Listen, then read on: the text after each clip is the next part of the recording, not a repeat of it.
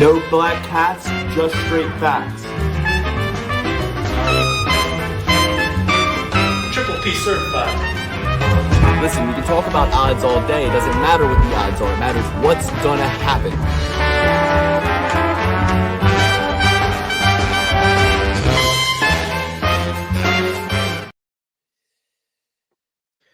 Yeah, sometimes it does matter what the odds are as much as what's going to happen. It all matters.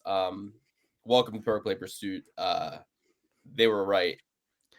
I lost it all. I lost it all. I gave it all back. But we know it's possible to rebuild. So we move forward. We trudge forward. I had a terrible night. Not only did I not really enjoy watching the card, I lost all of my winnings from the last 2 weekends and then some. I'll do the math later, but essentially we're in the hole again. Dark days, dark times. I don't really want to talk too much about the card. I mean, there were 9 decisions out of 12 fights. 2 of the 3 finishes ended in the first 40 seconds. And they were fights that they weren't even very competitive. No one really cares. And I want to talk about that Anshul Jubilee one. Did you see Anshul Jubilee's press tour before this fight? The Eagles won the Super Bowl, though. That is the one saving grace. Thank God the Eagles won the Super Bowl. And what a stomping. What an absolute ass whooping they put on the Chiefs. It was so satisfying to see the Chiefs sitting on the bench, just looking like the kids waiting outside the principal's office, just heads down, sullen, downtrodden. And I loved the Eagles game. I had bet so irresponsibly on the UFC that I just as a act of penance, I prevented myself from trying to win it all back on the Eagles. That would have, sometimes you got to fight irresponsibility with irresponsibility. You got to fight fire with fire. You got to, sometimes the two negatives do make a positive, because I could have definitely won it all back on the Eagles. And I had the balls to go, let's get even or get even worse. And I should have done that. I wish I did do that. If I could go back in time, I would change. I would not go back in time and kill baby Hitler. I would not go back, pause, no Bryce Mitchell. I would no Kanye. No, a lot of people these days apparently, but no, I would not go back in time and stop myself from getting the scar on my head. I wouldn't go back in time and do anything except tell myself, don't bet big on Tatiana Suarez. Don't try to win it all back on Dricus du Plessis by finish, and do bet on the Eagles. That I would tell myself that, but it is what it is. I've made mistakes, and I can't change the past. It is what it is, and I can't change the past, and we move forward. I hope you guys liked the last episode with our good friend Abigail. She was a sweetheart, and if you think otherwise, I'll just say what I said to the gentleman in the comments. You guys might not be ready for that yet, but your kids are going to love it, okay? I listen, I love you guys. Thank you for showing up. Thanks for doing the show. Thanks for being here to watch the show if you're in the audience. I really do appreciate it. Like I said, I had a lot of yes, I've made mistakes. All I can do now is apologize and move on. I don't know what. Guys, okay. Can I just? Yes, please. All I can say is I've made mistakes. So let me just be clear. If Suarez wins, it's a whole different night. I had a 7-leg parlay in the open bet sheet: Taporia, Kong, Nolan, Bellato, Teixeira, Suarez, and DDP. 6 out of 7 of those legs hit. Suarez, the one who didn't get the win. I also had a solo bet on Suarez. I had a parlay, Suarez and Hooker. So Suarez going down completely sunk me. And then I also, I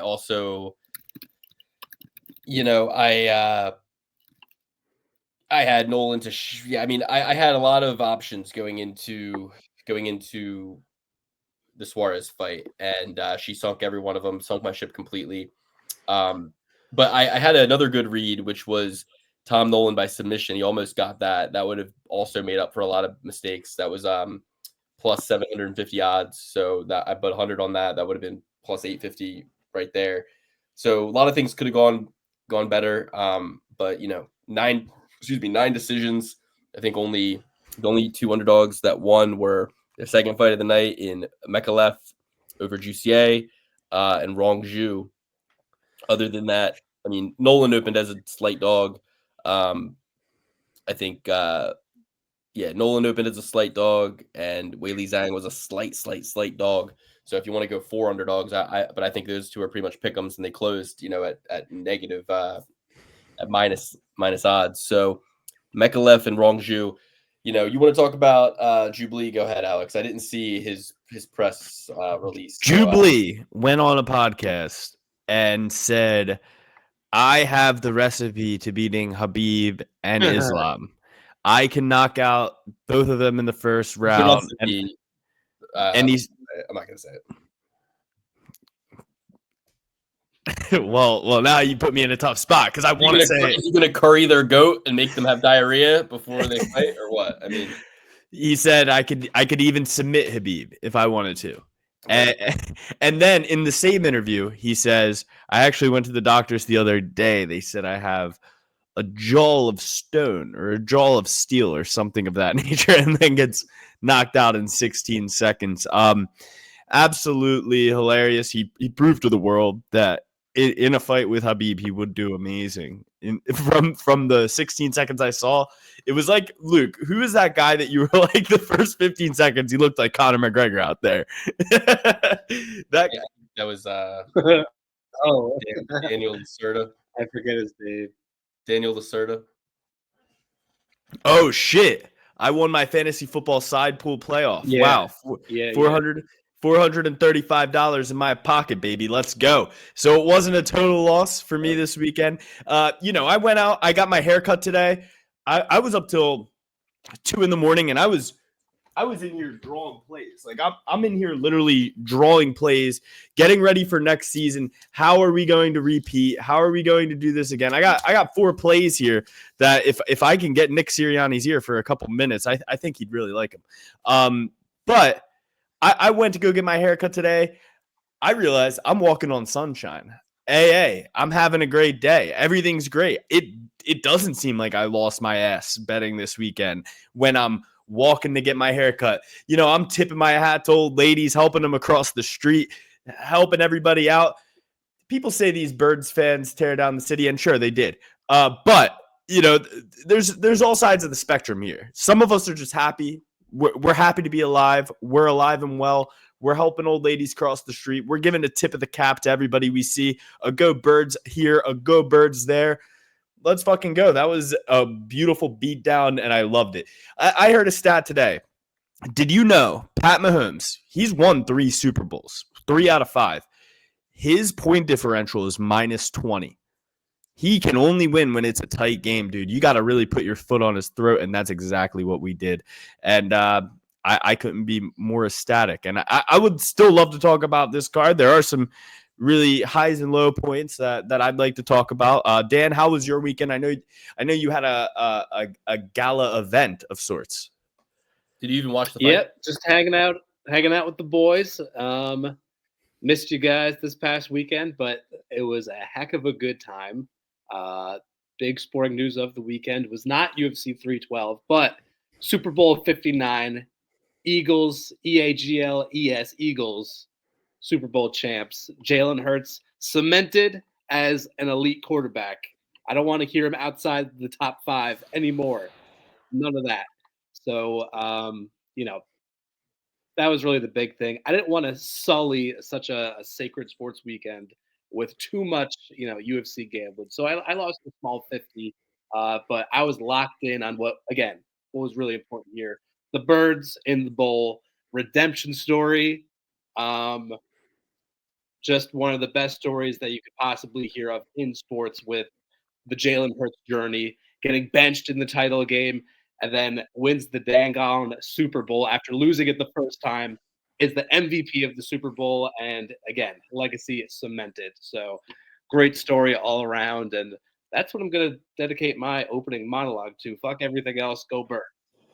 So, some winner's piss. I got a Coors Light because Bud Light won't pay me nothing. Neither will Coors, but that's besides the point. So Dan, did you watch the fights at all? I caught some of the fights. Was I as locked in as I was for the bowl? No, absolutely not. But But you bought the pay-per-view? Did I buy the pay-per-view? Sounds like a no to me. I did not buy the pay-per-view. No. Russian link, brother. I shall not tell a lie. Russian link, brother. Russian link. Yeah, because I knew you were at a house with not a lot of UFC fans, so without me there to like push the button, I figured you wouldn't get that done. Well, I was happy with going with the momentum of the tides there for the party. That was fine. That's fair. That's fair enough. You didn't miss much. Like I said, 9 decisions. Not a lot of big names. Not a lot of exciting fights. What stands out to me, Cody Steele, you're dead to me.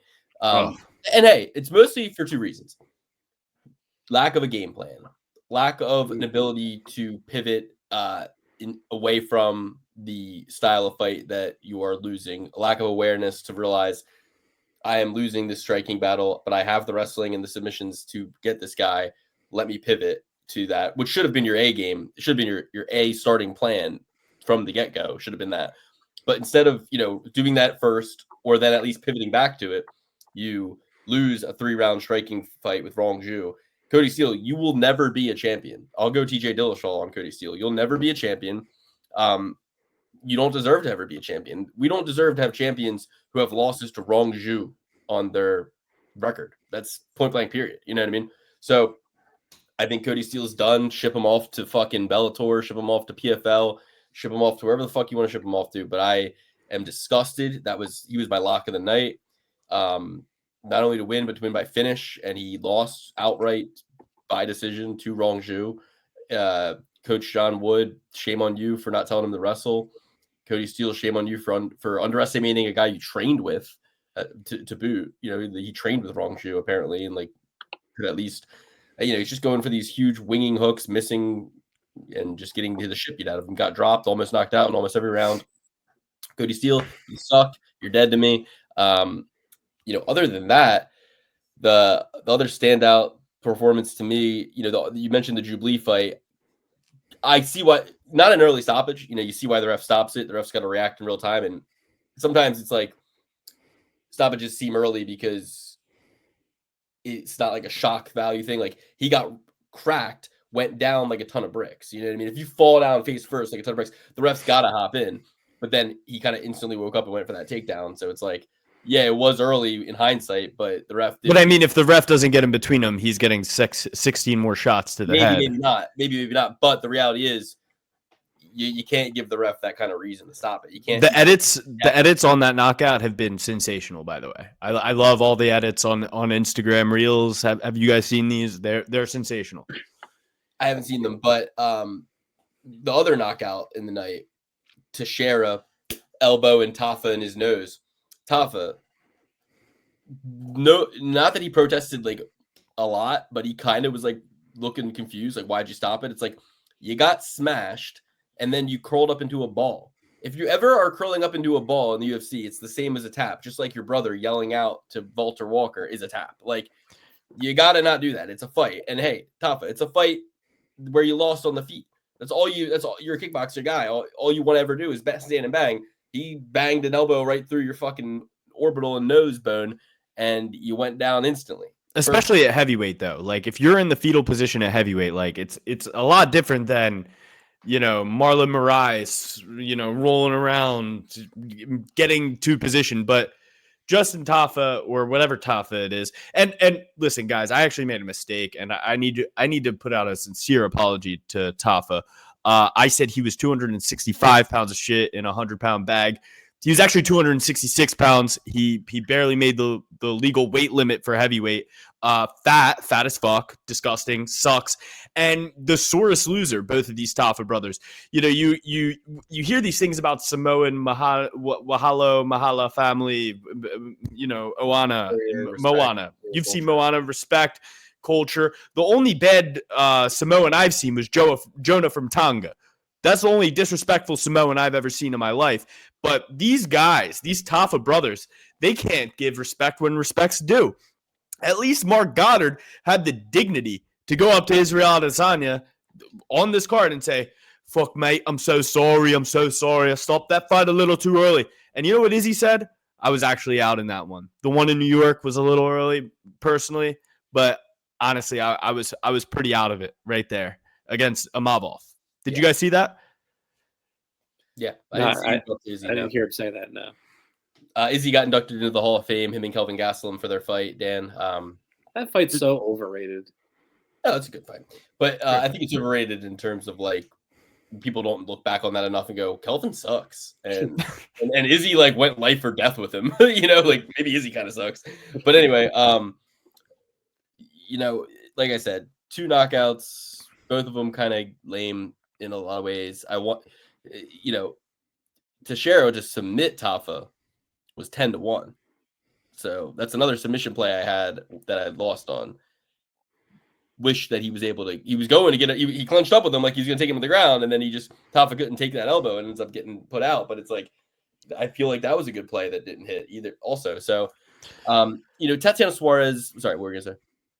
Yeah, no, I agree. I think my biggest miss on the night was not taking Zhang Weili as an underdog. Like, you're never going to get her at odds that good again, unless she fights the Bullet, which is, according to everybody, what is going to happen next for the baddest bitch to ever live.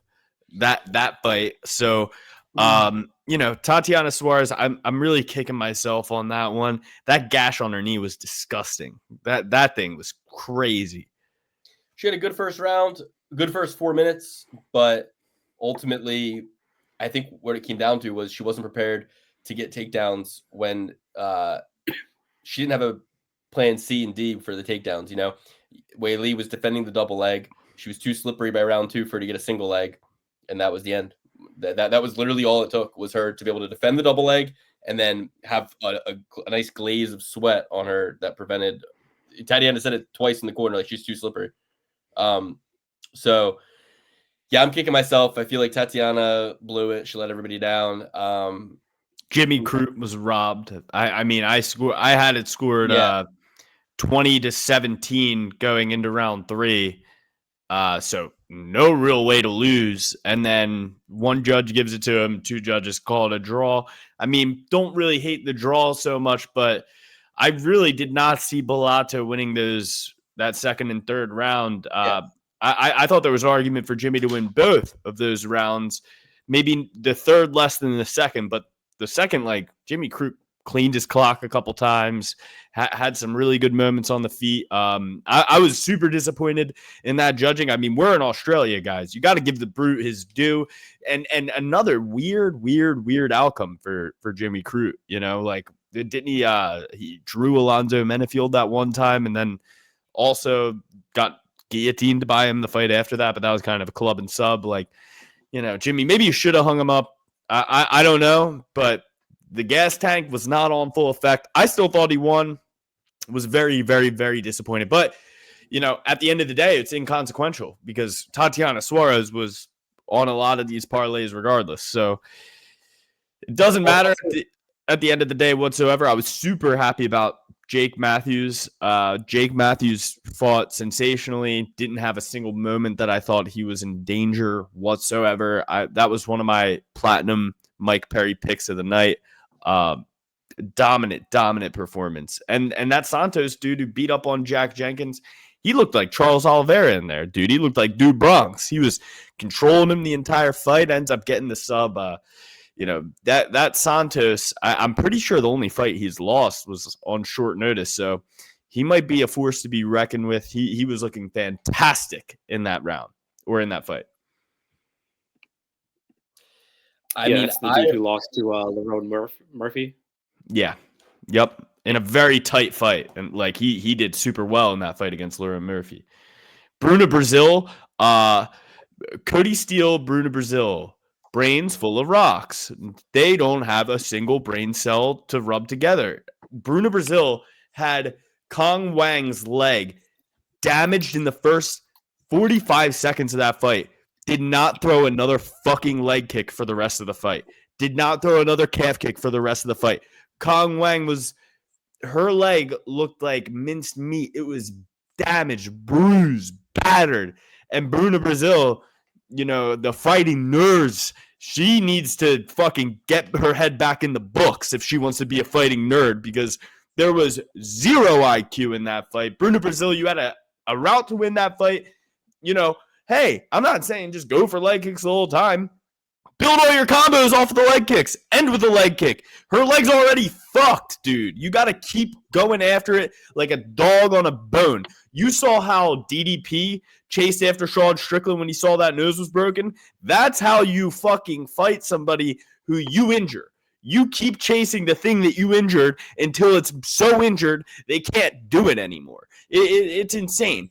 I was talking to my girl about this. It's like, it's not a matter of, oh, Cody Steele got outclassed. Bruno Brazil got outclassed. They are just so fucking stupid that they have no fighting IQ whatsoever. There's no chance that they can really beat anybody unless you throw them in there against Cody Dirt or Cody Brundage. But Cody Brundage is actually a genius. He knows how to win fights. He knows how to put the back of his head in position to get hit. He knows how to get disqualification wins. Cody Brundage has far more ring IQ than both of them combined. I went 4 out of 12. Dan went 5 out of 12. Alex went 6 out of 12. Trophy certified picks went 2 out of 5. So not really a good night for anybody. Alex on the break-even point. But the problem with your 6 out of 12, Alex, is you didn't put 2 together in a row. You know what I mean? Between every one you got right, you got 1 or 2 wrong. Zoo wrong. And as a result, you it probably that makes it kind of hard to put a parlay together. So DDP looked sensational. I'd be remiss if I didn't say how great DDP looked. The first fight, razor close. This fight, pure, absolute domination and technical. DDP, who the fuck is this guy? You know, Dana White says DDP looks like a white guy trying to dance at a wedding. Not in this one. He looked like Valentina Shevchenko doing her little with those fast feet that Georgian dance that Merab does. His feet were beautiful out there. He was dishing diamond. Absolutely slaughtered Sean Strickland. And maybe the staff had something to do with it, but dude, DDP, I don't see a way anybody can beat him. And like that Khamzat Chimaev fight's coming up, that Khamzat's going to get fucked by DDP. Absolutely wrecked. And I'll be the first to say it. I hope that closes with all that Saudi money coming in on Chimaev. I hope Chimaev is a minus 500 favorite because I will bet my life savings that DDP is going to absolutely fuck Khamzat Chimaev. The wolf will become the prey. I really thought DDP was going to finish him, which kind of seems silly in hindsight. But when you think about it, all DDP's wins being by finish and then having already gone 5 rounds with Sean, damaging him and probably taking a lot away from that, getting better, learning from the reads, it made it hard in my mind to conceptualize that he would go 10 rounds with Sean Strickland after finishing everybody else inside 3, right? I mean, he finishes everybody inside 3, and he's going to go 10 rounds with Sean Strickland, who's been, finished by Pereira, dropped by Usman, hurt really bad in his last fight against DDP. And really, the finish was there for the taking. He broke his nose bad. He was swarming him. He just didn't put the gas on in round 5 to try to really knock that nose around and finish him.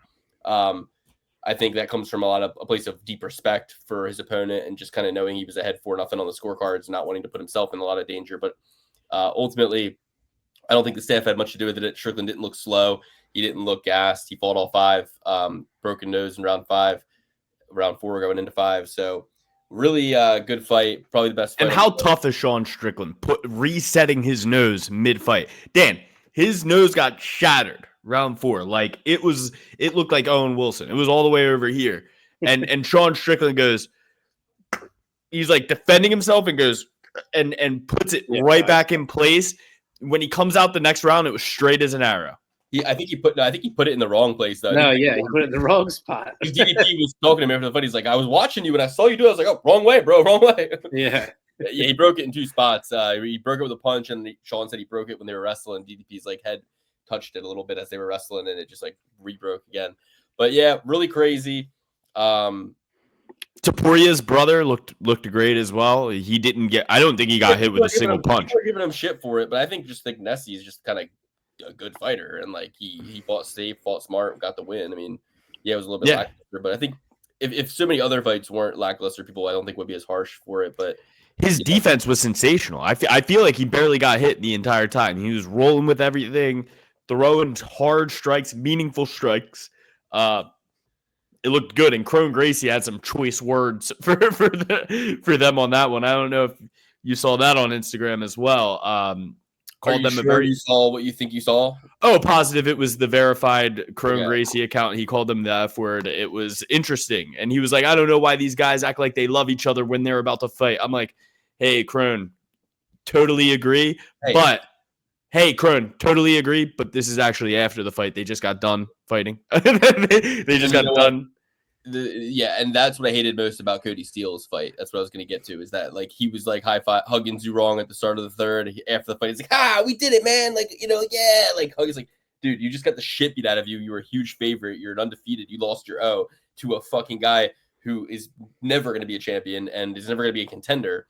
It's probably going to be cut from the UFC after his next 2 fights. Yeah, ultimately, the last thing I'll say on the card for me, from me, is Bellato, lughead, idiot, doesn't deserve that draw. But I did think he won the second and third round. I think they were close. I kind of would have assumed you give it to Crute in Australia. I think you could have given him at least one of the rounds, like just kind of being like, they're close rounds. But I think it was such a stark difference from the first round, where he almost got finished 6 ways Sunday, that the comparative view made the judges go, now he's winning. But it's like, really, you could have snuck one in for Crute. And if one judge is brave enough to make a decision and the other 2 say it's a draw, it should be a not majority decision. It should be a minority decision. How about that? Can we go with that? One judge says he wins. 2 others aren't prepared to make a decision. The one judge who sacked up and made a choice, that's who won the fight. You can't have one judge saying the guy won, the other 2 saying it's a draw. Okay, well, then we go to the one judge who gave a fucking answer. It's not, the majority of them think it was a draw. It's like, no, the majority of them don't fucking know, all things equal, what the other one think. Like, so I think that's what should happen. And I think draws, a draw shouldn't ever really be one guy won 1 round dominantly, the next 2 were close, right? Because it's like, then the guy who won the round dominantly won, A draw should be all the rounds were close, in my opinion. Like, there should be more draws where it's like, fuck, that was a close round, 10-10. Fuck, that was a close round, 10-10. Like, he won that round, and the first one was really close. Draw. You know what I mean? As opposed to, he won a round dominantly and he squeaked by in the other 2. It's like, well, he didn't win then because he squeaked by. And if you look at it as a soup of averages, there's not enough points. Like 10-8 isn't enough to show the difference between Crute in round 1 and Bellato. Like 1 point isn't. If that's a 10-9 for Bellato, then that was a 10-7 for Crute. You know what I mean? Because it wasn't just 1 point difference. It was a big difference, So, and Bellato saying he loves Travis Kelce and he hopes the Chief win. You're an idiot. You're a football player. That's why you have no fight IQ. That's why you're a big lughead, no skill, unskilled football player. Football players can't fight. I'm done with these football players in there. Speaking of dumbasses, I don't know if you guys caught this, but Bilal Muhammad came out and was like, yeah, man. I don't think me and Islam will ever fight. Like, we're brothers, man. We're brothers. I think he's more likely to just go up to 185. I think he could probably beat DDP up. Islam Makhachev, little tiny Islam Makhachev. What has he ever done? Get the fuck out of here. You think he's going to jump 2 weight classes just because your brotherhood that happened 3 months ago, you fly Islam out to Chicago or whatever the fuck happened? Islam Makhachev doesn't even know where he's at most of the time. Have you seen the Islam Makhachev core on Instagram Reels? Brother, send Dagestan 2-3 years and forget. That's what somebody should have did with Bilal Muhammad. He didn't spend enough time to become a brother. Yeah. Bilal Muhammad for sure should move his ass up to 185. How about that? Yeah. 185 because get out of my way, Well, anyway, that was a very strategic move. That's like when Darren Till started just training with Hamzat, and he's like, "Me and Hamzat are brothers. We're brothers. We love each other. I'll never fight you." Very interesting, Darren. Hey, It's the art of war. Fight your enemy where he is not. Meaning, don't fight him at all. All right. All right, let's get on to the next card. We got 12 fights to break down. We'll put that one to bed. I have 2 fights that I know what's going to happen. I'm parlaying them together, and I'm winning everything back on just those 2. Every other fight, I have no fucking idea. So just trust me. Take it from me. There's 2 fights I want you to listen to me on. And other than that, keep my damn opinions out of your head because I do not know. I have one and then I have another. One's an underdog, one's a favorite. We're going with these two. It's a +3. When you parlay them together, it's +300. I'm going 300 to win 1,200 back, and then that's that. 300 for 1,200, $900 profit. We take that, we move on, and we just call it a fucking. We say, okay, we did some damage control, and then we still have work to do, but at least we got back to, somewhat. I don't know, and we'll still be under zero. I'll be honest with you guys, we'll still be under zero. All right. Now, if that's the case, right? Let's say I bet I'm under zero right now. I bet 300. What are you at? Like not as bad as I've ever been, but close. So listen, hold on. Let's say I bet 300. Why are you so afraid to say it? You were so. I can't say it. I can't say it. Listen, you were so pushy with me last week. You were like, listen, "Oh, you haven't been putting in your bets. You haven't been putting in how much you've lost." I have a question. If I put 300 to win 1,200, how I've been doing it, let's say I had a $300 bankroll. If my bankroll was 300 in the positive, and I bet 300 and I won back 12, my new total would be 12. Okay, you're with me so far?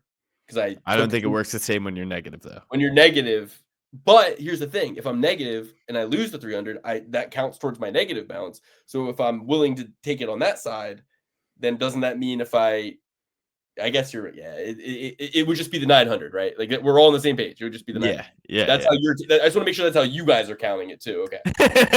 That's why you're trying to. All right. So fights that fizzled. Oh, that's a good little part of the show. A little segment. Fights that fizzled. Okay. Fights that fizzled. We had Billy Ray Golf versus Nikolai Veretankanov. Veretankanov withdrew. Jared Gordon was originally going to fight Caio Fernandez. Fernandez is replaced. Jared Gordon has a new opponent. Gabriel Bonfim was going to fight Hinat Fakhretdinov. Fakhretdinov withdrew. Bonfim has a new opponent. Malkoun was going to fight Adolfo Vieira. Malkoun withdrew. Vieira has a new opponent. Juliana Miller was going to fight Carly Judice. Carly Judice, a.k.a. Carly Dreidel. Too soon? That's a friendly one. That's not a Bryce Mitchell one. That's a friendly one. That is friendly. That everybody likes to play with a dreidel. Everybody likes. Not that I can say wrong Jew. You got the wrong Jew. Like for himself getting pulled over. Like I think Carly Dreidel is light. It's playful. It's funny. Okay.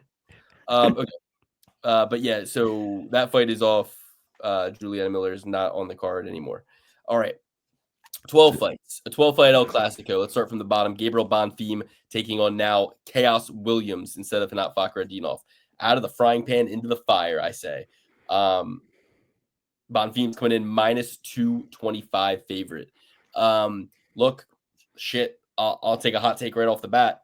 It's Chaos Williams, baby. Chaos Williams. Yeah, his only loss of late, split decision loss to Randy Brown 2 years, 9 months ago. Randy Brown's good. He just knocked out Carlston Harris. Meanwhile, Bonfim completely upset, knocked out by Nicholas Dalby.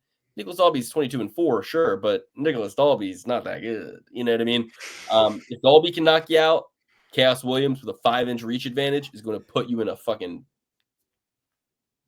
elimination.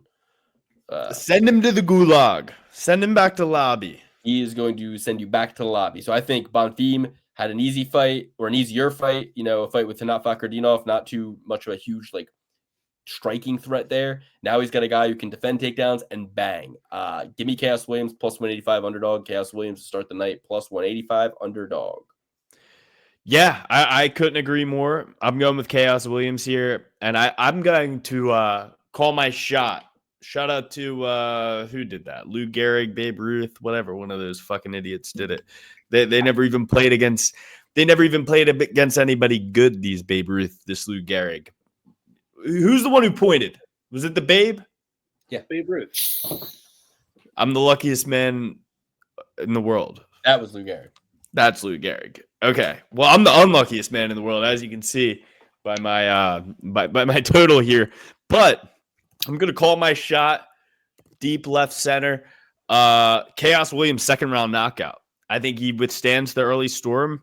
This guy's fought against Michel Pereira. Do you think that Gabe Bonfim can hit harder than Michel Pereira? Do you think that he can hit as hard as some of these other guys that he's fought? Whether it's Randy Brown, he hits pretty hard. Carlston Harris, he hits pretty hard. I don't think Bonfim is going to be able to get it done. Abdul Razak Al Hassan, he hits pretty hard. Bonfim's submission guy, 3 knockouts, 12 submission victories, 12 submissions in Bonfim's. But a brick shithouse like Chaos Williams, you're not getting him down, brother. Brother, you can't take him down. He's stout, short little teapot.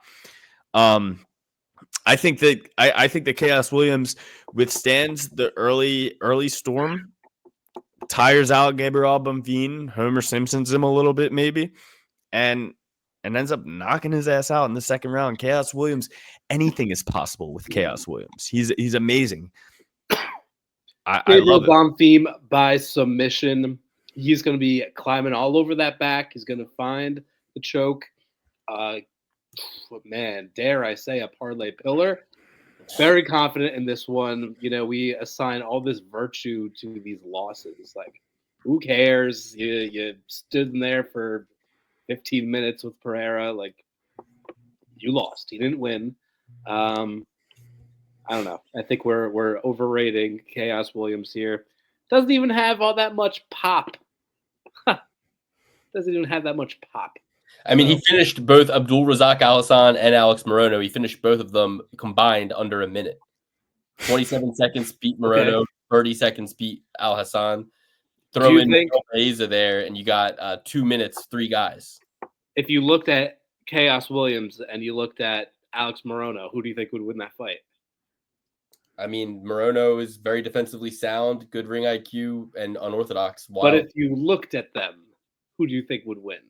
I don't know. I think you would pick Chaos Williams because that's just nature. Morono looks like fucking Bobby Hill from fucking King of the Hill. There you go. It's like the fucking great Cornholio. Like So we're rocking with Bonfim. Get off of my purse. All right, cool. 1 for Bonfim, 2 for Chaos Williams. Next, we got Angie Hill versus Ketlin Souza. You got a 29-year-old Brazilian prospect, 4-1 in her last 5 with just 1 knee bar submission loss to Ketlin Souza.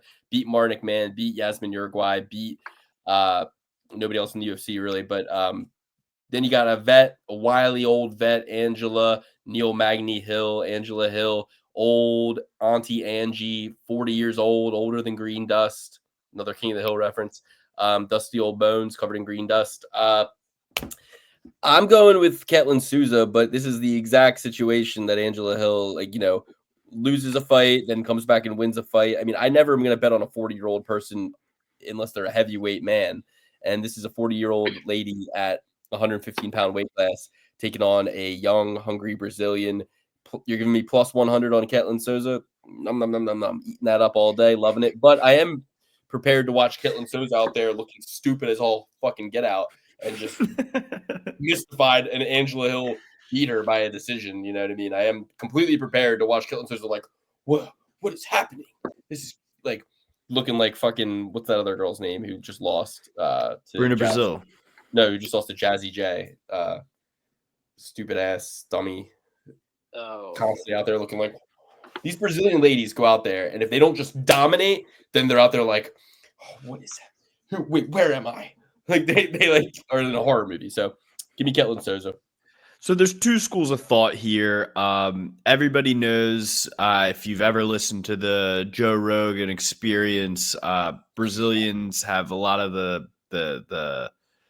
the chemical from cat piss in their body to make them more reckless, build more testosterone, make them more crazy guys and girls as well. But Luke has said it a million times. Older women build testosterone. Bones get thicker, bones get more dense. This is a tough fight for me. I'm dating Angie Hill because I'm not necessarily the biggest fan of her. I mean, she's like 12-13 in the UFC. Not good. I'm gonna go with Souza here because these bitches love Souza. 12-14. 12-14. Wow, even worse. These bitches do love Souza. So I'm going with Ketlin Souza. She looks like she's got a lot of testosterone in her. So I'm gonna take her. don't love this pick. I'm not going to have it on anything, but I'm going with Ketlin Souza. I mean, if you look at Ketlin Souza's topology picture, she looks like Tekashi 6'9". If Angela Hill is Justin Bieber, Ketlin Souza is Tekashi 6'9". Dan's going to go with Angela Hill. Just watch. No, I'm going to go with Souza here. I'm going to go with Father Time. Angie Hill has had a good career, ton of fights, ton of money, but I think I've seen a slight decline in her last couple of fights, and I think that's only going to be more accelerated from every fight here on out. And we have a 29-year-old who's coming off a quality win, a finish at that over Uruguay, who I think is pretty good. So, it's adding up to me for Souza. She's the plus 100 dog, slight dog. You said, You know what expression I fucking hate? What? Father Time is undefeated. No, he's not. Yeah, he's got a fuck ton of wins. He's got more wins than losses. I'll be the first to say that. What about George Foreman? What about Tom Brady? What about Peyton Manning winning a Super Bowl in his last game? I mean, what are we doing here? You can't be telling me that Father Time's undefeated. He has to have taken a few L's in his day. Do you agree? Randy Couture. Randy Couture. Yeah. Angie Hill, it says career disclosed earnings 683,000. You divide that by her 26 UFC fights. Just the UFC fights, right? You divide it by that's $26,269 per fight. Now take half away for taxes, 10% away for the manager. This girl's fight on average is fighting for 10K out there. Now I know she's made more. I definitely know she has made more. She's main evented so many fights. Like the UFC has definitely paid her more than is disclosed. But goddamn, $10,000 a fight. These earnings are all out of whack. Look up what it says for Conor McGregor. It's career disclosed earnings. I mean, it's when the UFC and listen, the UFC will be the first ones to tell you like we pay them more than they don't want all of their earnings disclosed because they don't want their relatives, their uncle coming out from under the fucking house like, hey, Angie, I'm your uncle. Alex Pantoja does. Alex Pantoja would love his father to just recognize him for 2 days. You know, he said that after he won the title. That's very sad. Okay, so all right. Trophy certified Ketlin Souza. Next we got Rafael Estevam versus Jesus Aguilar. Jesus Aguilar is coming in off a 3-fight win. This was just added moments ago, like within the last 4 hours. Yeah, apparently Rafael I think it just must have been added to replace one of the fights that fell off because it's neither of them had a fight scheduled on the card. But basically, Tatsuya Taira submitted Jesus Aguilar after his Contender Series win 2.5 years ago. But since then, he knocked out Shannon Ross, no longer in the UFC. Split decision with Mateus Mendoca, no longer in the UFC. And then submitted Stuart Nickel 8-0. Probably a short notice guy or something like that. But this guy is fighting. He's coming off the win against Charles Bird Johnson a year and 2 months ago. So Rafael Estevam hasn't fought in a year and 2 months, but he is undefeated. He is a Contender Series product. He's 4 inches taller, 7 inches of reach, fighting out of Nova União. To me, Jesus Aguilar's story with him, T-Rex arms, short, stocky, not as pliable, not as flexible, but a dog in there. I think this is going to be a really good fight, a close fight. I don't like the line at minus 330 on a guy who hasn't fought in a year and 2 months and has only had one fight in the UFC. But I think the win against Charles Johnson is better than any of Aguilar's wins. So give me Estevam. Not a parlay pillar, but I think it'll be closer than people think, especially because he hasn't fought in a while and the fight got added short, like recently. These Brazilian guys will come in there and go to work, even if they haven't been training. So I will go with Estevam. Now, Luke, do you know if Jesus Aguilar is he Taco Bell Mexican or is he Guadalajara Mexican? I think he's Guadalajara Mexican. He's actually from Guadalajara, Baja California, Mexico. Oh, yeah, we're going Baja mode? Come on. We're going Baja mode. Boom! Okay. Shout out to Brendan Schaub, the #1 GOAT. Highly recommend watching the Fight Companion. Stellar performance. Any of size. I mean, Schaub is my North Star. Everybody knows that. Another one. Okay. Rafael Estevam. I'm going with him. just all vibes. After seeing what Santos did this past weekend, I got to go with him. Are they in the same camp? Who knows? Who is Santos? Gabriel Santos? Gabriel, yeah. Yeah, I love Estevam here. I love him in general. Love me some guys that you know what they're going to do in the octagon every single time. He's just going to be tenacious. He's going to get after the takedowns, and he's not going to stop. Those are the best guys to bet on because they're most consistent, most dependent as far as what you're actually putting your money towards. So I like him here. I think Aguilar is going to go for guillotines and things that are going to ultimately put him in bad position, and he's not going to be choking out Estevam. So minus 360, not the best price tag in the world, but I think it's justified. So give me it was justified. Triple P certified Estevam. What do you guys think about this Minecraft movie and Jack Black playing Steve? He looks nothing like Steve. I saw the trailer when I took my daughter to see Moana 2, and couldn't care less about it. Stupid, bad, too many corny ass little jokes. The kids will love it, but I'm not ready for it yet. I'm more interested in the Lilo and Stitch live action movie. I'll tell you that. When Stitch was running on the field, he was getting all they got him the trash can. He went underneath. That was crazy. Stitch. When will he get into next? I love Stitch. Big Stitch. So listen, next we got Walter Walker versus Dontel Mays. 11-7, Dontel Mays, 12-1, Walter Walker. I love Walter Walker ever since he submitted Tafa at 12-1 odds and won me a boatload of money as a solo bet and amongst parlays I had that night. Big night of winnings for me on that night. Love Walter Walker. I think he probably can submit Dontel Mays, but also this fight could go to decision. So Walter Walker by submission or decision, I think is my play. And this is one of the two bets that is a parlay pillar for me. This is one of the two bets that I'll be placing. Minus 200, little steep, little crazy. People will kind of laugh at it, scoff at it, but Dontel Mays has 7 losses. Dontel Mays, he's got a couple good wins, but ultimately I think Walter Walker has a higher ceiling at this stage in the game and is a more athletic, virile, dangerous heavyweight than Dontel Mays. Faster, more flexible, able to kind of take this fight into more places, put Dontel Mays in more danger, I think, than Dontel Mays can put Walter Walker. So give me Walter Walker emphatically and on everything, and it will be one of the few bets I do place next weekend. Yeah, I mean, I'm going to go with Walter Walker on this one as well. Maybe not as emphatic. I mean, I thought he won that fight against Lucas Bresky as well. I feel like he should have an unblemished record here. He's the only person in his bloodline with a brain. Johnny Walker knows nothing. Walter Walker is actually Dagestani Brazilian. His parents Walter Walker's parents sent him to Dagestan 2-3 years and forgot all about him. So much so that he changed his name to Walter. Going with Walter Walker.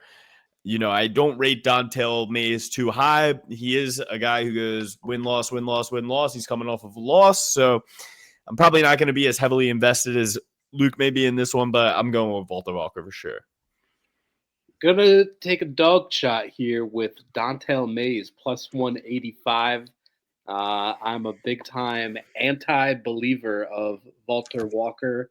I think he is sloppy, has bad cardio, and I don't think he's going to be able to finish Dontel Mays, who is a veteran, more athletic, I think a better gas tank, and just a way better striker. So I like Dontel Mays plus 185 dog.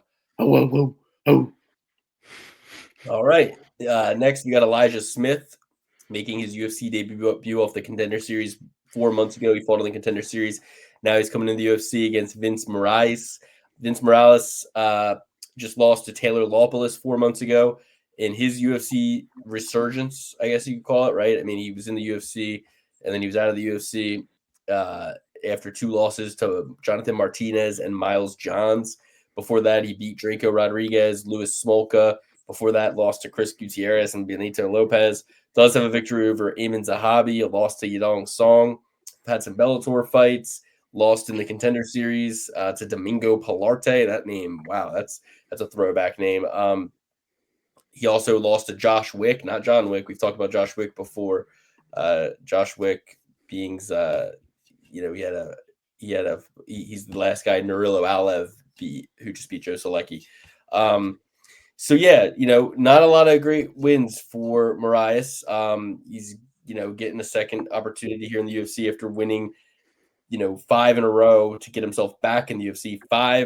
4 out of 5 of those fights he finished. He got finishes in 4 out of the 5 fights outside of the UFC. Came back and lost his debut to a really tough guy in Taylor Lopoulos.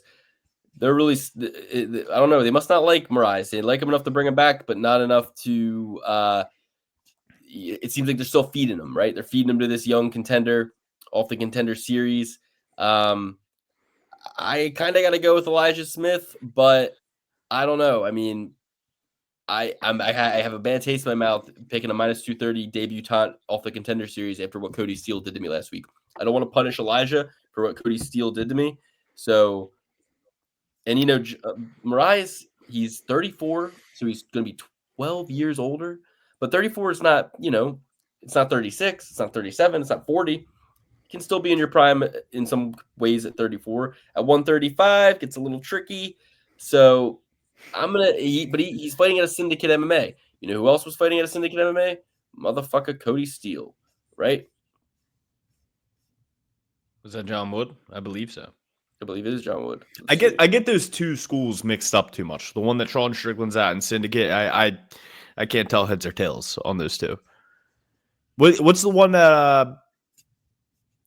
Punishment? What's the one that the Sean Strickland fights at? Extreme Couture. Extreme Couture. Okay. Yeah, John Wood is the head coach of Syndicate. So, yeah, that's why I'm like, and I have a lot of respect for John Wood and his team over at Syndicate MMA. But that coach almost dog shit last weekend. They also just have a lot of guys, right? So you can't just be like, oh, automatic win. It's like, no, they have some good guys, yes, but you're going to get some good guys when you just have a lot of guys, The coaching wasn't great. I'm taking Elijah Smith, but a fight I don't really want to bet on. A 16-8 guy. If you're making me take the dog and he's 16-8, already bounced out of the UFC once, came back, lost his fight, going back in, I feel like it's one of those situations where you're going to see the best Vince Morales you've ever seen. Will it be enough to stop a young hot kid on a streak coming off the Contender Series with a lot of motivation? Debutantes lose at 64% rate. A lot of stats are not favoring Smith. The experience factor. Moraes has more to win, more to lose here. Smith really, kind of can't fail here. It's his debut. If he loses, it's kind of expected in a lot of ways. But Moraes is like, he's got that experience. He's been in, he's been out. He came back. He lost his first one. He's kind of like hungry dog runs faster. He's got to win this. Like, he got a good team around him to get him ready for this. A lot of things to like about picking Moraes here. A lot of things not to like. So I'm going to kind of avoid this one entirely and just kind of get data from both these guys, not get too mixed up in it. But my pick will be Smith. I went to school with a guy named Elijah Smith, and he was a great guy. Loved him to death. If he reached out now, I'd give him $100. If he asked. He wouldn't though. That's how good of a guy he was. That's the signs right there. Shout out to Jersey Jerry. I'm going with Elijah Smith. Elijah Smith emphatically. Vince Morales is dog crap. Stinks. Has a women's record. Shouldn't be on the stage again. This will be his last stint in the UFC, and this is probably going to be his last UFC fight. Yeah, I think I have to fade Vince Morales here. Luke, you brought up some really good points, and you almost had me swayed, but ultimately, I'm gonna have to go with the Contender Series dude here in Elijah Smith. The 12-year advantage for him, it really sticks out to me. Oh man, there are some. I like the fact that Morales is really fighting for his life here. He's had the second half of his second chance coming off of the loss. But the Hunter Azure win is pretty quality. He was okay, and he finished him with the Peruvian necktie. So he's got some tricks up his sleeve that maybe a young contender would fall into. And at plus 190, the value is certainly there. But we are at this point in the show beholden by our picks, whether they're right or wrong. I'm going to go with Elijah Smith. I'm just going to go with the more direct, outcome possibility here. The younger guy takes out the aging lion. Yeah. Can I go first on this next one, Luke? I gotta Please. take a leak really Yeah, bad. do your thing. All right, we got Julia Avila versus Jacqueline Cavalcante here. I love Julia Avila. I know that she was one of our pandemic heroes. She likes she gets on the mic. She's very powerful, but she kind of struggles with ladies that can match her physicality. And I think that she has that challenge right here against Cavalcante. I'm going to go with Cavalcante. This is a tough fight to call, but she's way younger, 9 years younger than Julia Avila. Julia Avila has other opportunities out there. I think she's like a doctor or some shit on the side, and does fighting for fun. She's like a smart woman. She has other options. I'm going to go with Shout out Notre Cavalcante. Dame. She went to Notre Dame. Mhm. Wow. I thought it was Texas A&M for some reason. But wow, that's impressive. That's a good school. Especially for the doctorate program, I believe. Not that I know anything about anything. Give me Cavalcante here. I know she's a huge favorite. Not really going to touch this one. I think the fight's going to be a little closer than the odds makers are setting it. But I'm going Cavalcante. I think she matches the physicality. She puts Julia Avila on the back foot. I think she's really well rounded, and I think Julia Avila is just going to have a little bit too much to handle on this one. Dan, I'm gonna take Julia Avila here. Taking a quick little look at her resume, she's coming off the loss to Misha Tate. No shame there. Obviously, 2 years ago. Tate is an all-timer. What are you saying? 2 years ago, by the way. 2 years ago. Okay, More so than she's fully 2 recovered. months ago. Oh, sorry, And no, then- a year and 2 months ago. My bad. It was in December of 2023, so that's a year and 2 months ago. Yeah. Okay. So It's not as bad as I thought. Not as bad. Previous to that, she's got a finish over Julia Stoliarenko, and then the other blemish is the Sajara Eubanks, but Sajara Eubanks, one point in time, almost headlined a pay-per-view at MSG, if you can remember back in those days when things were getting desperate at the UFC. So not too bad of a loss there.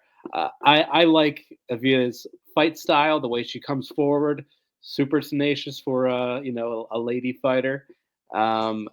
Always looking for either the knockout or to get her opponent's back and get a rear naked choke there. So just like her ability to actively pursue the finish, which I feel like is lacking at times for ladies MMA, and can put Avila over the top. And you're going to get her at a shocking price tag here. I think she's close to plus 200. So a lady underdog at that price, someone who's had success in the UFC, she's plus 340. She's plus 340. So Cavalcante hasn't gained my respect enough to be a minus 440 favorite in women's MMA. So give me a Via. I'm with you. It's dog or pass for me. I won't really be betting this fight, but I'm not taking Cavalcante at 7-1. Most of her wins by decision. 2 of those 7 wins are against the same girl, Nora Cornioli, who's 35 years old. So, both by decision too. So I'm going with Avila, dog or pass. Like you said, Alex, Notre Dame, with all due respect, the bitch is crazy. Like we've heard her talk. We've seen her ways. She's out of her damn mind, Just watch her. Coming out. She's got that crazy look in her eye. She's a nut job, She is, but these ladies that can overpower her, and I will just give you a little cause to pause here. But is Cavalcante like a powerhouse? She's not like she's just as big, and in the fights that she does well in this Avila, she's usually the bigger lady. Misha Tate took her down with relative ease, submitted her in the 3rd round, and then you got a loss to Sarge Eubanks. Okay, Sarge Eubanks, like Sarge Eubanks is just physicality, strictly Listen, physicality. You don't have to defend why you're picking a minus 420 favorite against a 38-year-old girl who hasn't fought in a year. You know what I mean? Yeah. You don't have to defend yourself. I'm just personally saying I'm not taking an 8-1 girl at those odds. Who has I won't bet this. I will who has have no all the- money on this. And I could see Julia Avila in the ring afterwards talking to Paul Felder or some shit like, I worked so hard for this, and wow, like I could just see it in my mind's eye. I could see Cavalcante taking the gloves off, like, I lost a decision to Julia Avila, you know. Mm-hmm. Tight wrestling scrambles. Avila ended up on back for 2 minutes, getting shaken off on her back. Cavalcante kicking her legs, not letting her up right away. Avila gets up. All things equal on the feet. You give the round to Avila for the brief back control she had, you know? This next one's very interesting. Rodolfo Vieira versus Andre Petroski. Petroski's coming in short notice for this one. Not sure how short a notice, but for me, it doesn't really matter too much. If you guys saw what Pat Downey did to Andre Petroski in Cage Fury Grappling or whatever the hell it was a couple weeks ago, you'll know this guy. I mean, granted, it's Pat Downey. He was a former world team member. He's an amazing wrestler and one of my personal heroes. But I just can't see Petroski getting past Adolfo Vieira here. And I know that, you know, I probably couldn't have seen Fluffy Hernandez choking out Adolfo Vieira either. But I just think Adolfo Vieira is going to have his number in this one. I like Adolfo Vieira in this fight. I'm not the biggest Adolfo Vieira fan personally. I just think that Andre Petroski's striking suspect. He's not going to have any more success than Rodolfo Vieira did against the guys that he's fought striking, whether it be Chris Curtis or Anthony Hernandez. I don't see how Andre Petroski can get it done. I've been wrong about Petroski before. I thought he'd come on the podcast when I talked to him in person, but he's a lying scoundrel. But you know, Rodolfo Vieira, I can see a way that he wins this. So I'm going with Rodolfo Vieira here. I just think Petroski struggles a little too much with these accomplished grapplers. I think it gets in his head a little bit potentially, or you know, they're just way better grapplers than him. One of the two. I had high hopes for Petroski, but you know, calling out Brian Battles, the worst decision you could ever make, or Bo Nickel, the worst decision you could ever make. Andre Petroski, you just saw what a world team wrestler did to you, and now you're going to call for a guy who won 3 national titles in wrestling to fight against him. Strasburg is not Penn State. Hate to break it to you. Andre Petroski's dad went to Penn State. Here's the funny thing. Shame, even with that nepentism, he couldn't get in. He still had to go to East Strasburg, you know? like I don't know what you want to tell you. Don't get legacy points. Penn State. I'm going to have to disagree. Petroski's the second leg of my 2-leg parlay. Walter Volker and Petroski. He's the second leg. I might switch it to Chaos Williams, though. Where I think I'll just solo bet Chaos Williams' first fight. And then, you know, build this parlay from those winnings if I win. But here's the thing, you guys. Andre Petroski. Here's the thing, guys. I see a boring decision win for Petroski. I see Adolfo Vieira unable to take Petroski down. Petroski jabbing him up for 3 rounds. I think Petroski wins this fight. Love the odds on him. He's not that much younger, but I think Vieira's got a lot of miles from his jiu-jitsu career that make him kind of a more stiff, you know, in the neck and the hips. He's just stiff. You know, I see stiffness. I see stiff as a board. I really didn't expect him to beat Petrosian. I don't ever really expect Adolfo Vieira to win, to be honest with you guys.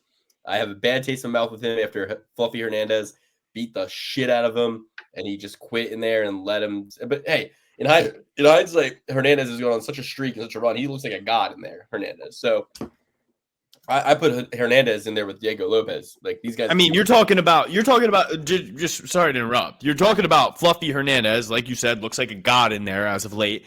And you're talking about Andre Petroski, who got knocked out by a hip. So, like, it's not adding up. Verdict was going to be for Vieira.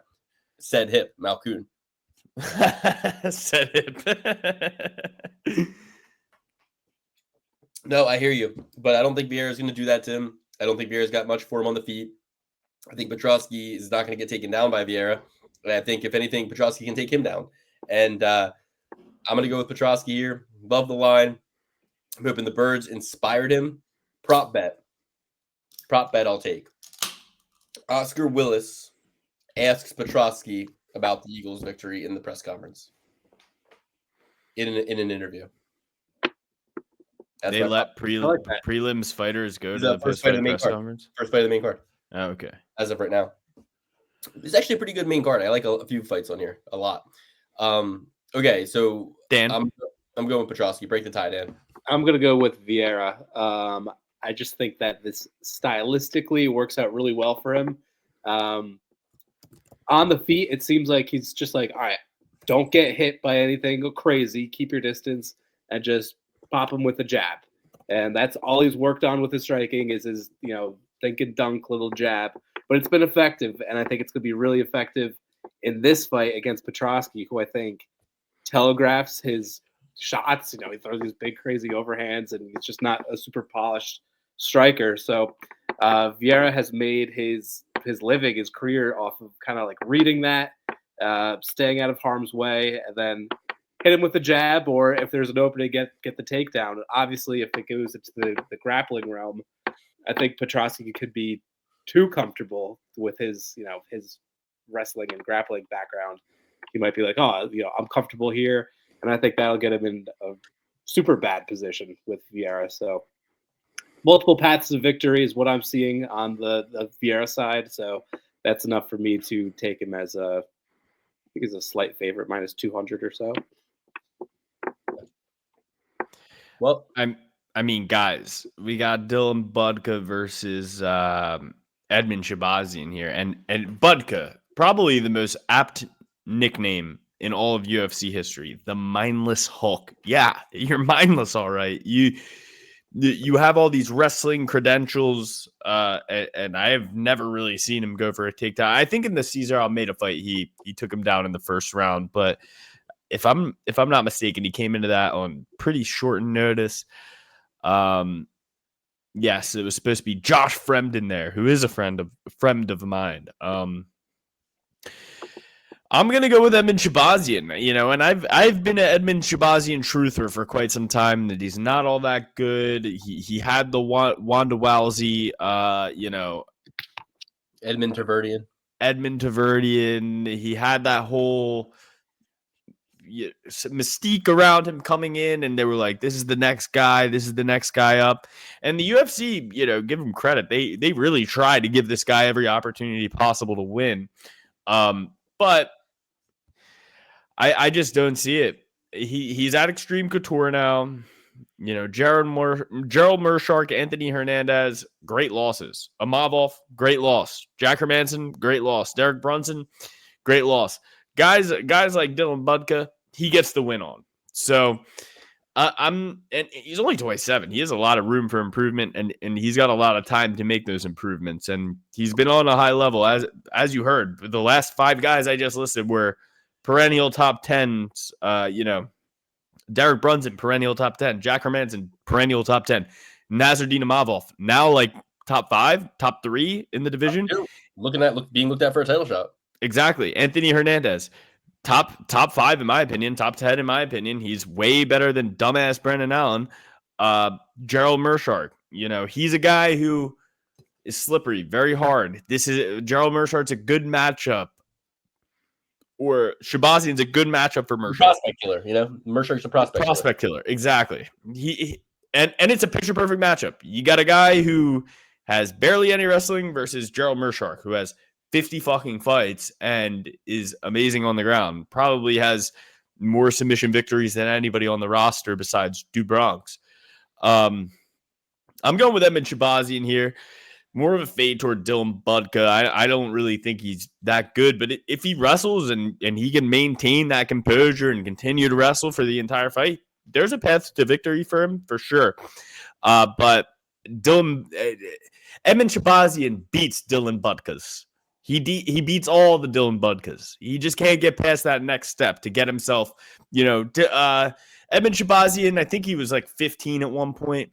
He is like a 15 to 20 guy, 15 to 25 guy. Dylan Budka is like a 30 to 50 type prospect here. I mean, he's only 25, still a lot of time to improve as well, but got to go with Edmund Shabazian. He's got all the experience, and I think that the mindless Hulk will not be using his brain too much. Let's just say that, boys.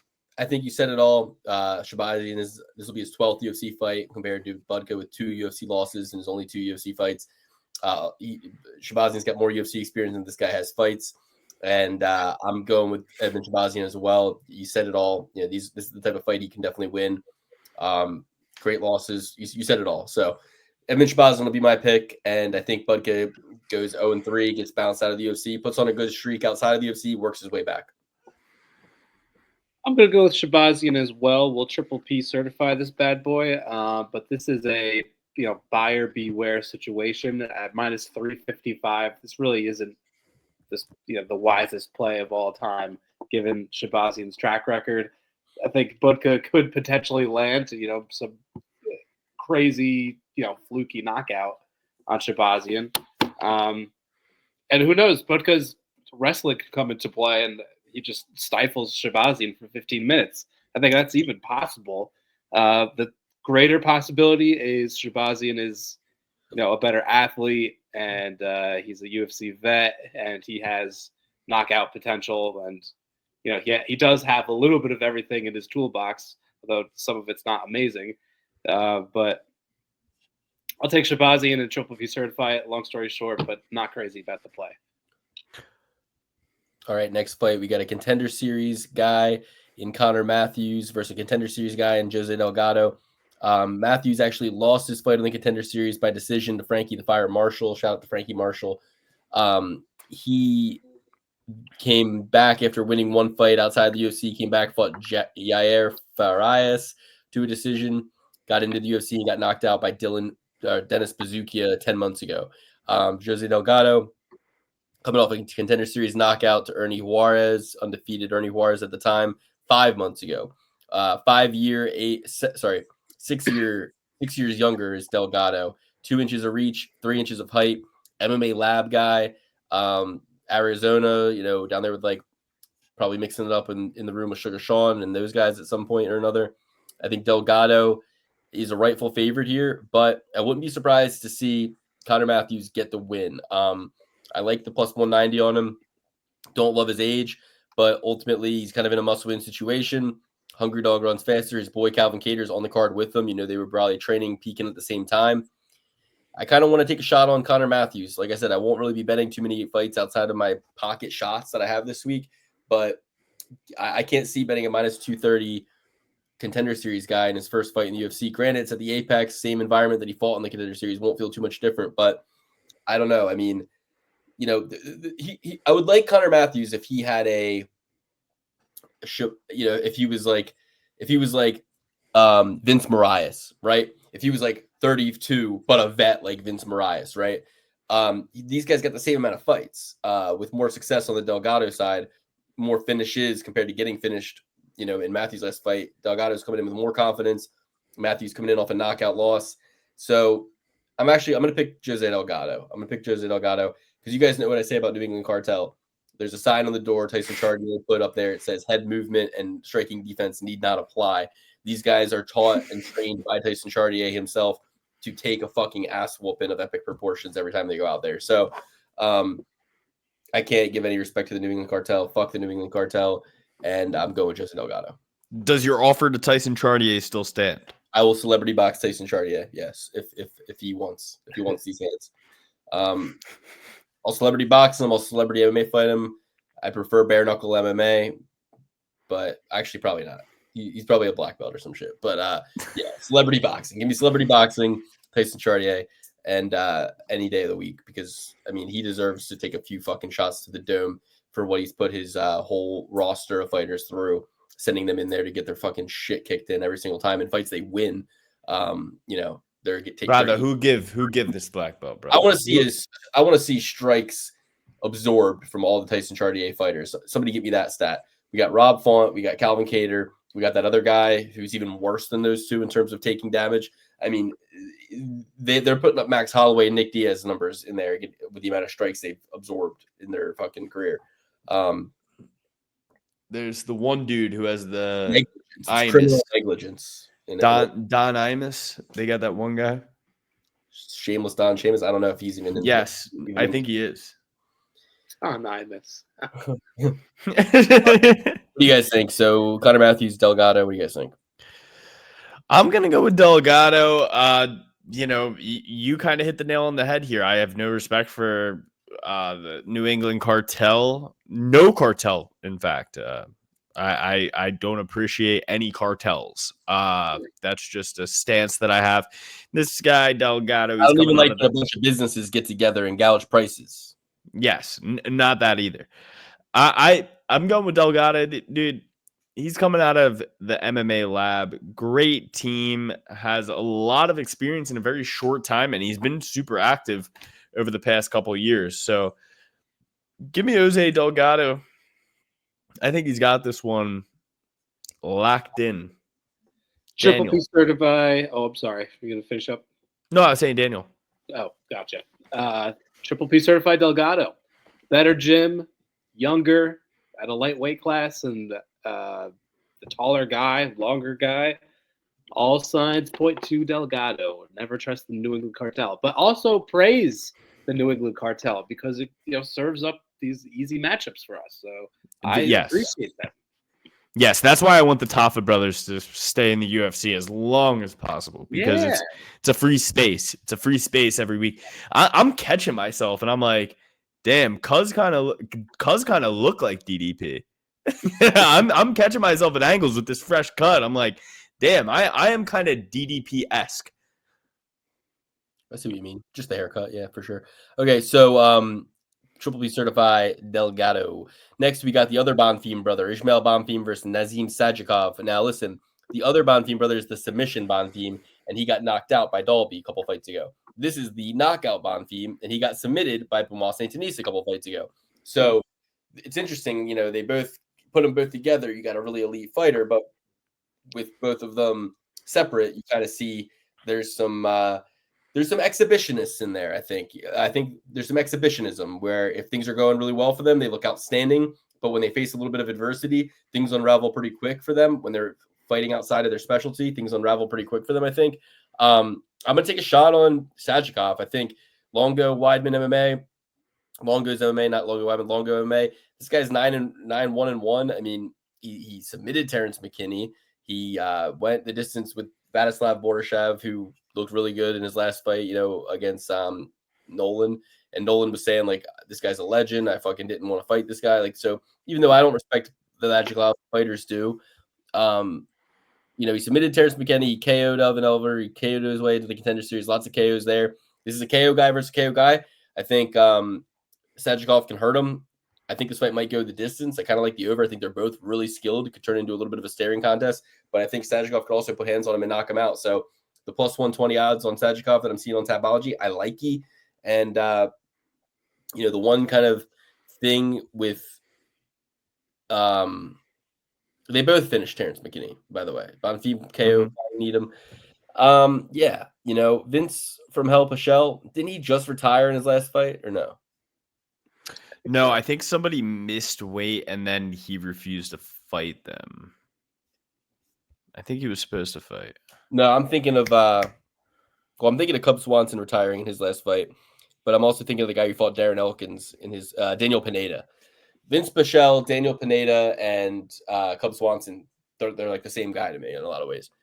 Cub stands out because he's Cub Swanson, but Vince Pichel and Daniel Pineda, I'm like, which one are you again? It's ever since Cub Swanson started having that dumbass mustache. Yeah, I agree. So I'm going to take a shot on Sajikov. I like Nazim in this fight. I'm not ready to go chalk on Bonfim. I think that...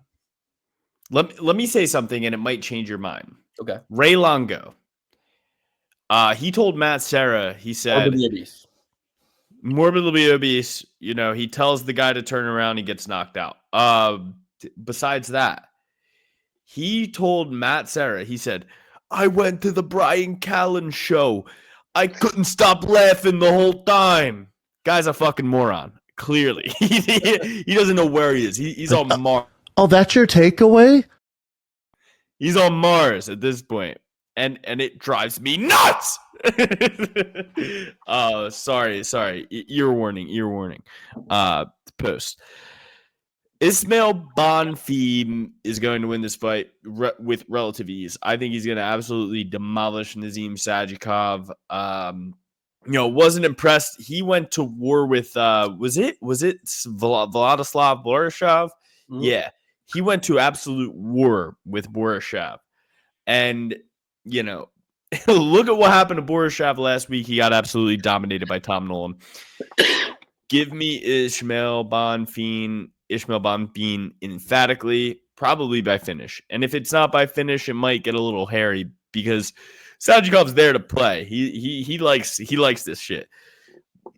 Where Bonfim, we've seen him gas in the past. I mean, no shame losing to BSD. BSD is amazing. The only reason he lost to Dustin Poirier is because he had a staph infection. Give me Ismail Bonfim. All right. What do you Dan. think? I'm going to take Bonfim as well. I don't know. I think the last performance by Sadikov was good in some ways, but in other ways, it's like, man, you couldn't have put him away in that first round. Like he really had him, but just didn't have the killer instinct that I think Bonfim has. I think it's going to be a Bonfim bonanza on Saturday afternoon. And I agree with Alex. I think it'll come via finish, maybe a flying knee, like the one he got on McKinney, something like that. Well, if I have my druthers, people will be saying that the Bonfims are getting fraud checked this weekend. But speaking of fraud checked and busted prospects, has there ever been? I mean, people say the downfall of Darren Till needs to be studied. The downfall of Calvin Kattar needs to be studied in a lot of ways. So you got a guy who, if you look back, right, he goes on a great win streak coming into the UFC, beats Andre Fili, beats Shane Burgos, loses to Renato Moicano. People will probably, 2018, probably forgot that fight even happened almost 10 years ago at this point. Then he knocks out Chris Fishgold, first round, knocks out Ricardo Lamas, first round, goes to war with Sabid Magomedsharipov, kind of wins the third round, and people will say, like, damn, that was a great fight. Then he knocks out Jeremy Stevens, fights Dan Ige to a decision, wins. And at that point, people are looking at him like, let's give this guy a title shot. He gets a main event against Max Holloway, UFC on ABC 1, loses, gets his ass beat. Kind of the whole, striking defense need not apply origin story begins at this point, right? Loses to Max Holloway, takes a long time off, comes back, fights Giga Chikaze, and yeah, he won that fight, but he took a lot of damage himself in that fight. I'll tell you that much. Split decision loss to Josh Emmett. Gets that knee injury against Arnold Allen. Gets wrestle fucked by Aljamain Sterling at UFC 300. So now he's on a 3-fight losing streak. 4 losses out of his last 5 fights. Really must-win situation for an uber competitive guy in Calvin Kattar. But with that knee injury, with some of the damage he's taken already, you got to start to wonder, does he have it in him to climb back up the rankings to the top? I would say no. 7-6 in the UFC, I would say no. He doesn't have it in him. He's been through too many wars. He's too war torn. He's at this point 36 years old in a weight class that is way below 170. This is the 145-pound weight class. He's going to be 8 years older than his opponent, who I have the utmost respect for, and we'll get to him in a second. But if Calvin Kattar loses this fight before he gets bounced out of the UFC on a 4-fight losing streak, I want to make a suggestion. I have a fight for Calvin Kattar. That this is the fight to make for Calvin Kattar after this fight. Win or lose, especially if he loses. Brian Ortega is the fight to make. That is the fight that should have happened a long time ago. Calvin Kattar versus Brian Ortega must happen. That is the fight to make. That is a fight night. They're both coming off losses. That could still be a fight night, co-main event, main event. Like that would be it. Just from a viewability perspective, that's the fight to make. All that said, I can't not ride with my boy, the Moroccan Devil, Yusuf Zalal. Amazing story out of this kid. Goes to a decision with fucking Ilia Topuria, the champ. Has draws against tough guys like Damon Blackshear. Ends up getting bounced from the UFC. Goes on a win streak where he finishes every single fight. in every single way you can. He takes a boxing match. He has submissions. He has knockouts. He goes on a run outside the UFC, comes back, looks fucking phenomenal against Billy Quarantillo, subs him, goes in there. Jarno Aarons subs him too, goes in there against Jack Shore, subs him too. I see Zalal, Stretcher and Calvin Kattar out. Yusuf Zalal by submission. But honestly, a lot of these fights that he got these submissions in the UFC in his last 3, you could have called them knockouts because he pieced up Billy Quarantillo, almost knocked him out, grabbed that choke. I'm pretty sure he pieced up Jack Shore as well. Maybe not. Maybe I'm mistaken. But either way, he is slick on the fucking feet. I think he can either knock out Calvin Kattar or submit him. But Yusuf Zalal by finish is my play. Yeah, I'm going with Yusuf Zalal as well. I think Qatar is very one-dimensional. I mean, you tell me Morocco versus Qatar, I think we're having some African war over here. I have no idea what's going on. Is Qatar in Africa, Dan? It's pronounced Qatar. I'm kidding. I don't know. Qatar, yeah. Qatar. I don't think it is. I think that would be enough. Asia. It's in the Middle East. Okay. Well, I stand corrected. It wouldn't be an African war. It would be insert funny joke there. I'm going with Zalal. Qatar's strictly a boxer. Can't really do much else. The Moroccan Devil Zalal, he can get it done anywhere. So I'm going with Yusuf Zalal. He's fought way better grapplers, way better strikers, and I think he gets this one done. Triple P certified Mr. Zalal. I think he's just going to be a dog on a bone the whole time. Calvin Kattar is too old at this point for the 45-pound division against, young upstarts like Zalal, as Luke highlighted, has faced serious adversity, much like a Jalen Hurts, and has risen from the ashes and conquered all, and been on a really impressive streak coming into this fight with all those finishes in the UFC. So a great story, but it's not just some little Cinderella story. This guy has some serious skills, and I think this is going to be his breakout party. So Triple P certified Yusuf Zalal. And with that, we go to the main event. Jared Cannonier versus Gregory Rodrigues. 2 big rig, heavy-hitting middleweights. 2 guys with outstanding physicality. 2 war horses. 2 dark horses in the division. RoboCop versus Killer Gorilla. Jared Cannonier coming in 40 years old. 5'11". He's going to be 4 inches shorter, yet 2 inches of reach on Gregory RoboCop. So a little bit of a better wingspan from Jared Cannonier. He's going to be 8 years older, but we are in a weight class north of 170, so age starts to matter less and less the more you climb up in those pounds. But I don't know. I mean, I think personally, we've loved RoboCop since the pandemic. We've loved RoboCop. I've taken him in pretty much every fight he's ever had. And I don't see that stopping here for me, especially after 6 months ago dominating Christian Leroy Duncan in London, I believe. So give me RoboCop in a 5-round fight. I can't see how he doesn't finish Jared Cannonier. Last couple fights, Jared Cannonier, the Mavol fight, I think it was stopped kind of prematurely, people say. He was still standing, I believe. Yeah, so He wasn't even close to out either. And he was winning that fight on my scorecard. Yeah. So I kind of think, what's so funny? I was just checking to see if he did fight CLD in London. He did. And it said Edwards versus Muhammad too. I'm like, those guys fought twice. And I completely forgot about that eye poke situation in their first fight. Yeah. So I'm going with RoboCop. But when I was driving in from work today, I was kind of sitting there going, am I going to pick Jared Cannonier tonight? Because he is the underdog. I knew that much. And I have a lot more respect for his strength of schedule. He's 10-8 in the UFC, guys. You got to remember that. He beat Sean Strickland by split decision. I kind of felt like Sean won that fight. He's fought the who's who, from Anderson Silva to Rob Whittaker to Israel Adesanya. I mean, his last win was against Marvin Vettori in a fight where Marvin, when Marvin loses, it's like he just doesn't get any offense go, and he kind of he finds himself waiting, Got finished by Imavov, but again was standing in that fight. He was almost finished by Caio Baralho, I think, right? Didn't he have a bad cut in that fight? I know. No. Baralho had the bad cut. That's right. Baralho had the bad cut. He was fucked up. His eyes were fucked up. So he did a lot of damage against Caio Baralho, and I think really looked impressive in a loss there.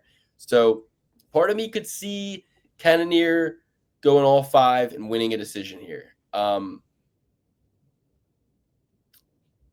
don't think he knocks out RoboCop. I do think RoboCop can knock out Cannonier, and I even think he can take him down and dominate him in the wrestling. At 40 years old, I don't think his knees are getting any better. I don't think his takedowns were ever really all that great. I think a lot of people missed an opportunity to beat him by not wrestling or not getting the opportunity to wrestle. I think Brunson out-wrestled him in the first round before getting absolutely finished in round 2. So yeah, listen, I've said a lot, but ultimately I want to go with, it's hard. I'm going to pick RoboCop, but if I have a perfect parlay going into this main event, I'm definitely hedging on Cannonier because I think he is getting I think he's in a must-win situation, ain't getting any younger, and this will be a closer fight than people think in certain areas, and both guys will have moments and opportunities to get the win here, but Rodrigues, I got to reward good behavior. He's just won so many good fights over the last year and a half against pretty good competition.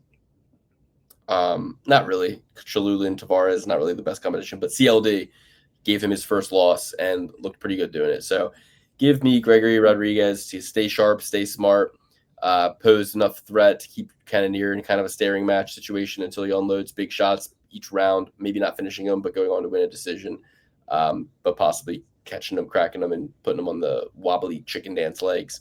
So I'll take RoboCop. Kind of a theme for me in this card is fading the older fighter, but I'm going to reverse course on that game plan and go with Cannonier here. I don't need him to be a great fighter for his next 5 fights. I need him to be a great fighter for 1 fight, and I think he's got it in him, even at the age of 40. I haven't seen any signs of him slowing down. When he's losing, it's just because he's fighting world-class opponents who are, just barely getting that inch on him. So as far as this matchup, I think Cannonier is a more technical striker. I don't see him getting outworked. I don't see him getting out-physicaled. And I think he's more technical and won't be taken down. So I need one more good fight out of Cannonier. Obviously, the age is going to be a concern. But that's going to be a concern of mine after this fight. He's still got 1 or 2 left in him. Let's go Cannonier. Underdog shot at plus 170. And, I'm not just taking the shot to take the shot. I really think he has the more clear path in my mind to winning this thing. So give me the killer gorilla, Jared Cannonier. Yeah, I'm going to go with RoboCop. I think RoboCop's going to win. I mean, the shoe has to come off. Those rocks have to stop working at some point. And I think now's the time. I thought Jared Cannonier was beating up on Imavov before that was prematurely called. But RoboCop is bigger, hardier, has more ways to win, and I think he gets this done. I think he gets it done inside the distance. All right. Well, with that, let's go through our full picks top to bottom and get the hell out of here. Thanks for joining us, everybody. We appreciate your time, and we'll be back. We're going to finish the year strong. I just know it. And just as easy as I came back to events before this last absolute nuclear explosion happened, I will come back again. I will be back. And I have a plan for this card. I have a plan of action, a plan of attack, and I'm going to creep my way back, and I'm going to do it. So he'll be back, and he'll be right back down. Because what does Luke love? He loves getting up and then giving it all back. I have a 5-event plan to get back above $5,000. 5 events to 5,000. So let's just take it inch by inch, just like the Philadelphia Eagles did. We're going to win with defense. I'm going to win with defense. By not betting. That'll probably be your best way to win.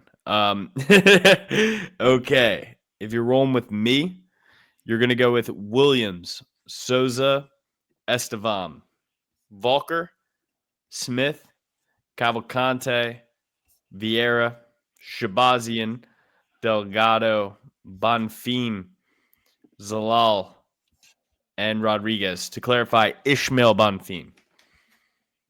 I can't find you guys. I can't get back to my screen. Oh, here we go. I'm back. Okay. Beautiful. If you're going with me, you're going with Gregory Rodrigues, Yusuf Zalal, Nazim Sajikov, Jose Delgado, Edmund Shabazian, Andre Petrosky, Julia Avila, no bet, don't bet that. That's stupid. Elijah Smith, Walter Valker, Rafael Estevam, Ketlin Souza, and Chaos Williams. My favorite plays are Chaos Williams, Walter Valker, Andre Petrosky, and yeah, those are my favorites, my three favorites.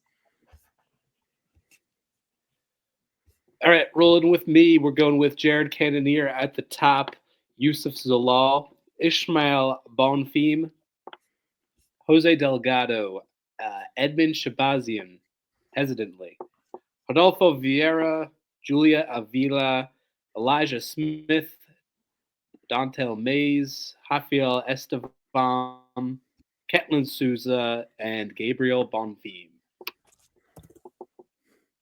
Beautiful. Thank you all Go so much Birds. for joining the show. Go Birds. Go Birds, baby. We'll be back. Go Birds. Thank you so much. And let us know what you think in the comments below.